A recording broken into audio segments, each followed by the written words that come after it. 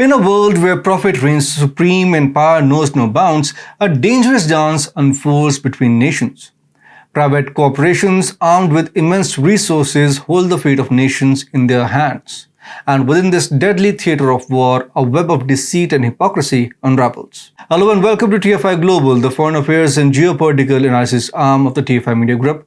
I'm your host, Piyush. Let's begin. Private corporations have a long history of influencing national and international politics. It is frequently difficult for governments to adequately oversee and manage their behavior due to their immense resources and power. This dynamic is especially pronounced in the arms industry, as private corporations may control how wars are fought and profit from the havoc they cause. As the world follows the escalating American pseudo-sanctions against Russia, including oil quotas and the targeting of Russian oligarchs, it becomes evident that these actions have about the same effect on Russia as a mosquito bite does on a polar bear. Although the sanctions are widely covered in the media, they actually have little effect on Russia's behavior. However, one element of this assault against Russia seems to be simply ignored: the armaments trade. Despite sanctions, numerous American arms producers continue to send Russia lethal weapons like sniper rifles. This subject was recently covered in a Politico article that appeared on June 19th. According to a Politico report, a well-known American corporation, Ornedi, sold significant amounts of sniper ammo to Russian businesses including Promtechnologia and Tetis. The 1949 founded company, Ornedi, takes pride in making ammunition that is accurate, deadly, and dependable. Their motto, 10 bullets through one hole, describes their attitude. This finding adds to the growing body of data showing that Russia continues to import both lethal and non-lethal military hardware in spite of the West's reportedly severe sanctions.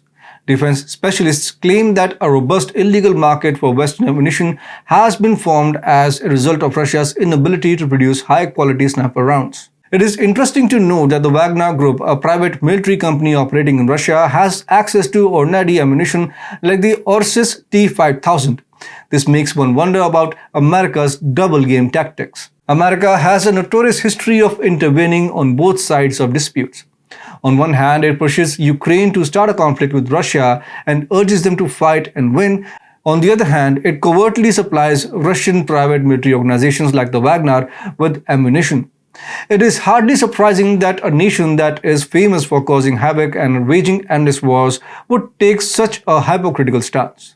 These behaviors are motivated by two straightforward factors: profit and control. Selling ammunition to nations at war is the American military-industrial complex's main source of income, and it would appear that human lives are of little value to them. America's top priority is making money by selling ammunition regardless of whether people are dying in Ukraine or Russia. These nations unintentionally transform into puppet states, boosting the armament industry's profits while America benefits financially. Lastly, the strategies America has used over many decades are all too well known to the rest of the world.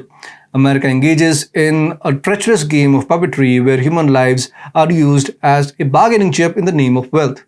It is high time we recognize the true motivations behind such actions and strive for a world where peace, not profit, reigns supreme.